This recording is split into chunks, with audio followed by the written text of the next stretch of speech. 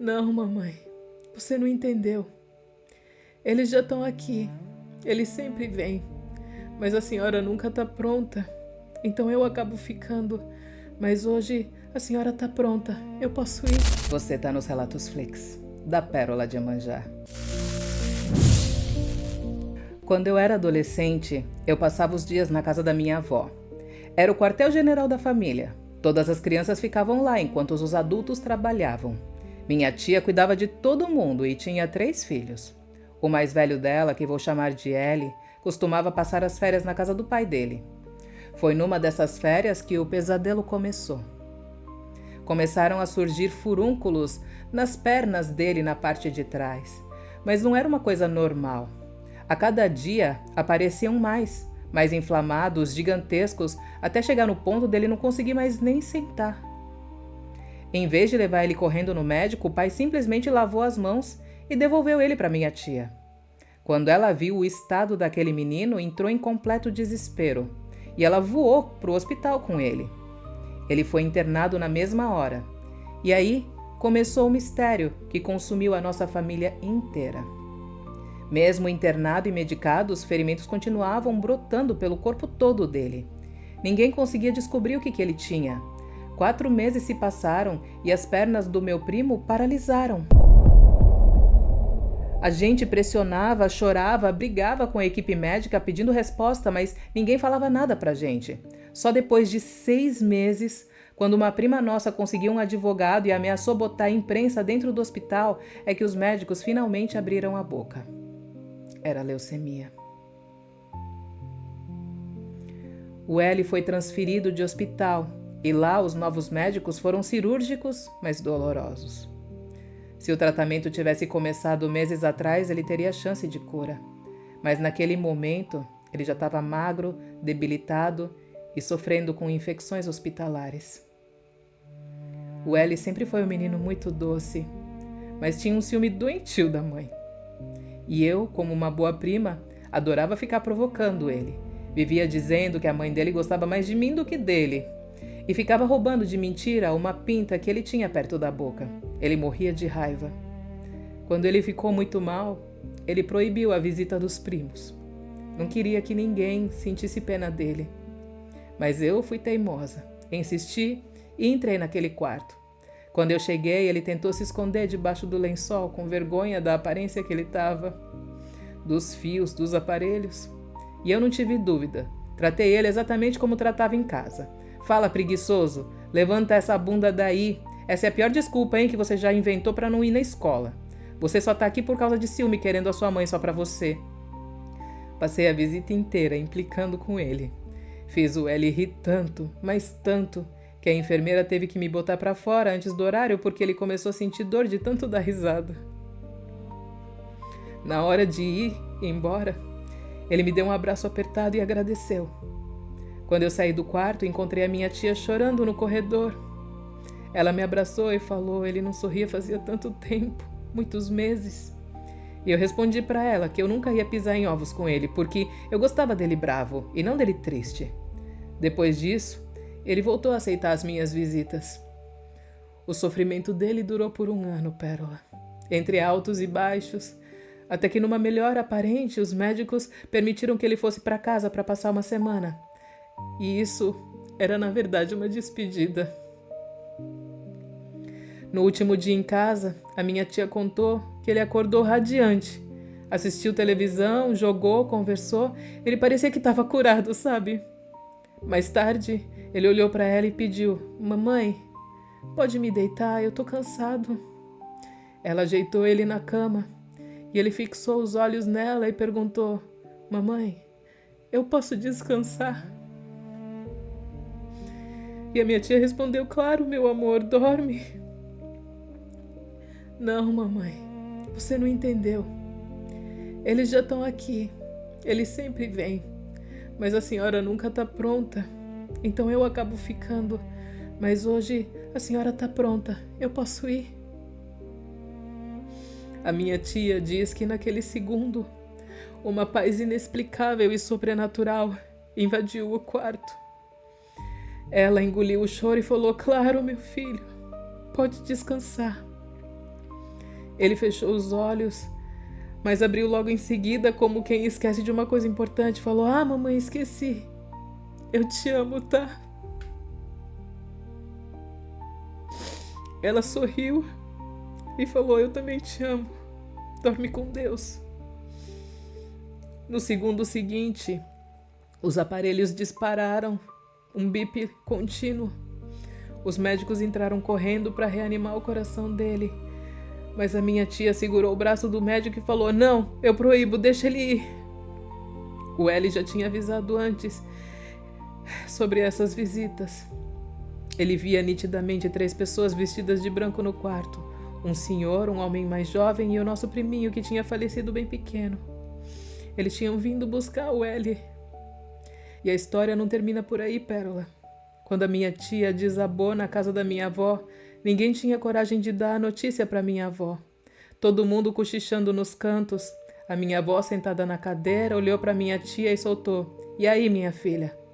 Vai me falar ou vai continuar cochichando igual todo mundo, como se eu não soubesse? Que horas a gente vai pro cemitério?" "Do que a senhora tá falando, mãe?" A minha tia tentou disfarçar, sabe? "Você acha que eu sou burra? O Eli já veio aqui em casa se despedir de mim." A minha avó passou o velório inteiro colada no caixão. Quando foram parafusar a tampa, ela passou a mão na madeira e ela sussurrou: "A vovó já vai aí para cuidar de você, tá, meu pequeno?" 3 meses depois, sem ter nenhuma doença, a minha avó simplesmente fechou a boca, recusou água, recusou comida e se recusou a continuar vivendo. A dor de perder o neto arrancou a alma dela do corpo dela. E ela cumpriu a promessa e foi consolar ele lá do outro lado. Axé. Um beijo grande da sua seguidora, que já tá preparando os próximos relatos, porque aqui história é o que não falta. E prepara o coração, porque o próximo envolve o meu padrinho, seu Zé Pilintra, malandro Miguel, que me adotou antes mesmo de eu saber que eu era da espiritualidade, e a minha herê, Borboletinha, que a força dos nossos guias nos protejam sempre. Ela não falou o nome dela. Ai, meu amor, meu Deus do céu. Fazia um tempinho já que eu não chorava aqui no canal. E é emocionante e triste ao mesmo tempo, né, gente? Ai, gente, eu não consigo superar esse relato assim. Eu não sei você, se você tá chorando igual eu, coloca aí os emojis de lágriminha. De lágrima não, coloca de aguinha. Coloca o emoji de aguinha, sabe? A gotinha de água.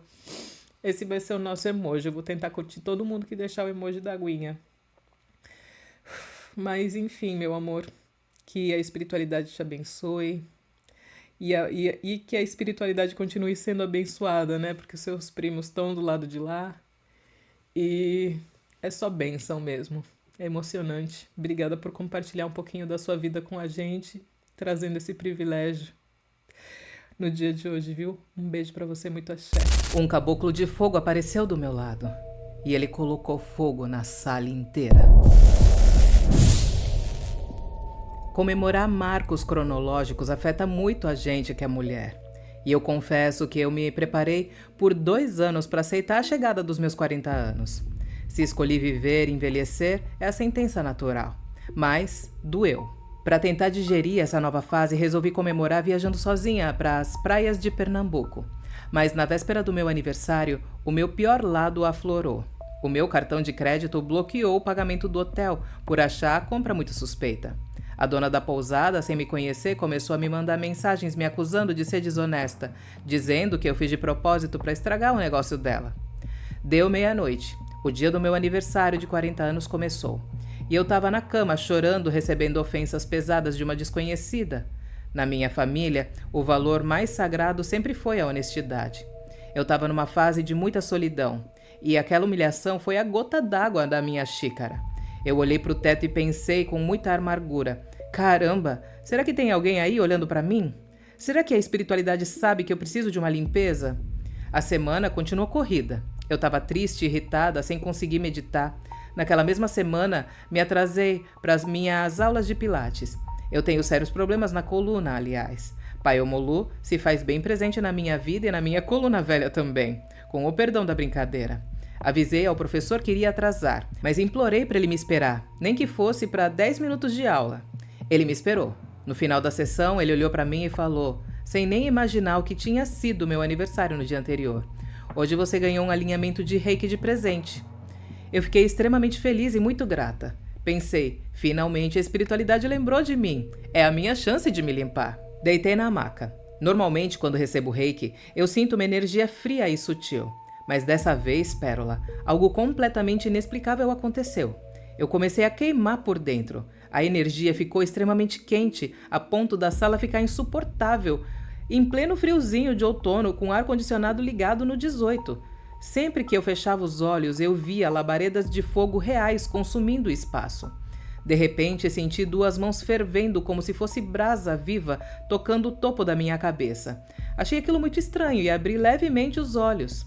E para o meu espanto, o meu professor de pilates estava em pé, lá nos meus pés, aplicando energia nas minhas pernas, mas as mãos quentes continuavam estalando na minha cabeça. Foi aí que eu olhei para o lado e vi, nitidamente, um índio agachado do meu lado usando um cocar feito de fogo puro. Ele juntou as mãos em posição de prece, olhou fixamente para mim e falou uma palavra com uma voz muito forte que soou exatamente assim: Pauaete. No milésimo de segundo seguinte, o professor me avisou que a sessão tinha acabado. O meu professor, que não é da Umbanda, não é kardecista e segue apenas a linha oriental, olhou para as próprias mãos assustado e disse: Eu nunca apliquei um reiki tão quente na minha vida. Que foi isso? Eu perguntei se ele conhecia a palavra Pauaete e ele disse que nunca nem tinha ouvido. Assim que cheguei em casa, corri para o Google e joguei num dicionário de Tupi-Guarani. E para o meu choque, a expressão Pauaete significa exatamente muito honrado ou aquele que é digno de honra. Nessa hora, as lágrimas desceram pelo meu rosto. Na véspera, uma desconhecida tinha me chamado de desonesta e ferido a minha alma, e no dia seguinte a espiritualidade enviou um caboclo de fogo que eu nunca tinha visto na vida para queimar toda aquela energia ruim e dizer na minha cara que eu sou honrada. Eles cuidam de mim, mesmo quando eu me sinto totalmente só. Mesmo quando a vida sai do eixo e eu me sinto velha, o axé me sustenta. Ok, acabou. Esse relato é anônimo e ela encerrou falando assim: muita luz e um abraço de axé de uma filha de Omolu, que hoje se orgulha dos seus 40 anos. Axé, meu amor. Nossa, amiga, tem tantas coisas para dizer. Primeiro, para quem não conhece o reiki, né? Reiki não é uma religião, é uma técnica de energia vital, né? De reconsolidação de energia vital. E nesse tratamento, geralmente, a gente tem o nosso mentor junto no reiki. Então, é normal que tenha uma entidade junto com a gente. Porém, entretanto, todavia, até então, eu nunca tinha visto uma entidade de Umbanda, porque aqui ela disse um caboclo, né? Estar executando um trabalho de reiki, mas não me surpreende, sabe? Isso, sabe? Não fica parecendo, nossa, isso é impossível e nem nada do tipo. Na verdade, eu acho que é algo que eu só não tinha parado para pensar, mas é algo que bem tranquilo, assim, de se pensar, né? E o reiki é maravilhoso, gente. O reiki é muito bom. Se você já recebeu reiki, comenta aqui embaixo como que foi pra você, porque realmente são experiências únicas. E assim, amiga, eu não me identifiquei muito com essa parte que você falou, assim, que marcos cronológicos interferem muito uma mulher. Eu fiz 40, foi 40 que eu fiz? Eu sou de 86, a gente tá em 2000, eu fiz 40 anos, gente, esse ano. E você sabe que eu nem percebi. Gente, real, eu não percebi, assim, eu percebi que pelo número era 40 anos, mas eu não sentia essa idade, sabe? Eu não senti o peso, assim, dessa idade. Você que tá fazendo 40 anos, me diga, amiga ou amigo, você sentiu o peso, assim, sabe? De repente, meu Deus, é 40! Ai, eu não senti. Eu acho que talvez, pra mim, pesado seja quando eu chegar nos 80, assim, quando eu pensar, poxa, 80, faltam quantos anos de vida pra mim? Falta 1 ano? Falta 2 anos? Faltam 6 meses de vida pra mim? Ou será que faltam 20 anos? Entendeu? Nessa época, eu acho que aí eu vou começar a ficar um pouco mais, assim, com essa tensão. Mas não a tensão da idade, mas a tensão, talvez, do fim da vida. Então, eu não compartilhei, sabe, desse tipo de preocupação com você. Então, eu achei interessante saber que tem outras pessoas que talvez estejam passando por isso. E isso me fez refletir que talvez quando eu chegue nos 80, esse tipo de pensamento vai me acometer. Mas assim, amiga, tentando ser muito amiga sua, eu acho que você tá na melhor idade, amiga. Você tá na melhor idade, você tá na sua melhor potência, você tá no melhor ponto onde o seu corpo e a sua sabedoria estão em comunhão. entendeu? Então, esse é o momento de você ter sucesso, esse é o momento de você explodir e realizar todos os seus sonhos. É isso que eu vejo com os 40. Então, é isso que eu queria compartilhar com você. Mas aqui é relato, bora pro próximo relato. Exu deu o número do jogo do bicho.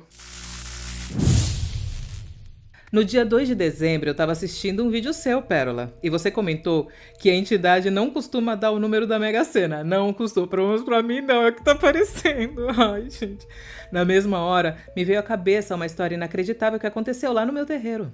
A entidade estava em terra, incorporada. Olhou bem para um dos filhos de santo e falou bem firme: anota esse número aqui, 6665. Jogue no bicho na segunda-feira, às 15 horas.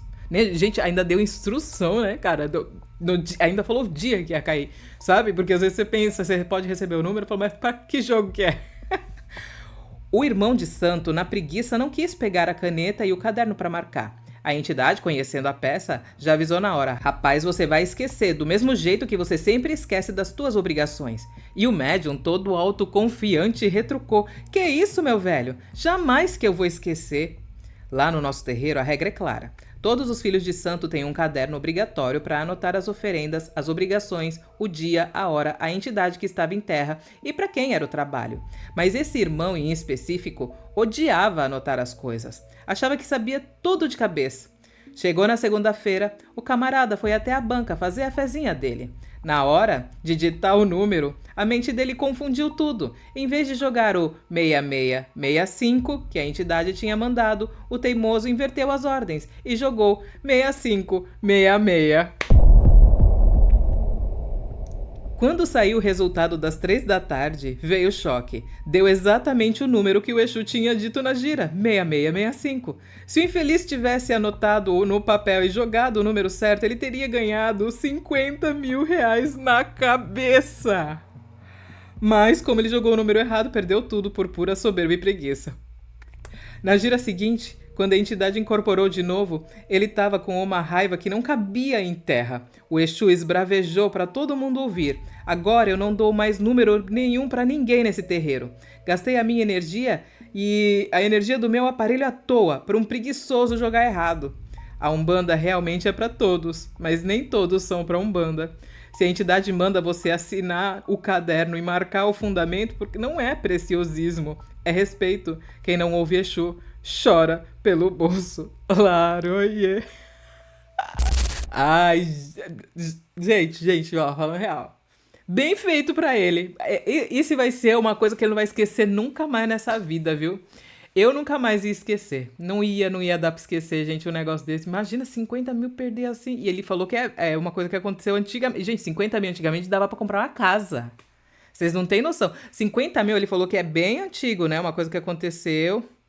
Uma história que aconteceu. Eu acho que é. Enfim, se for bem antigo dos meus tempos, menino, dava pra comprar uma casa com 50 mil reais. Jesus amado. Vamos ver se ele assinou aqui. Eu fiquei passada. Ele que mandou o relato é da Baixada Santista de São Paulo. E acho que não é anônimo. Ele não é anônimo, o nome dele é Edinaldo. Obrigada, Edinaldo, por ter mandado seu relato.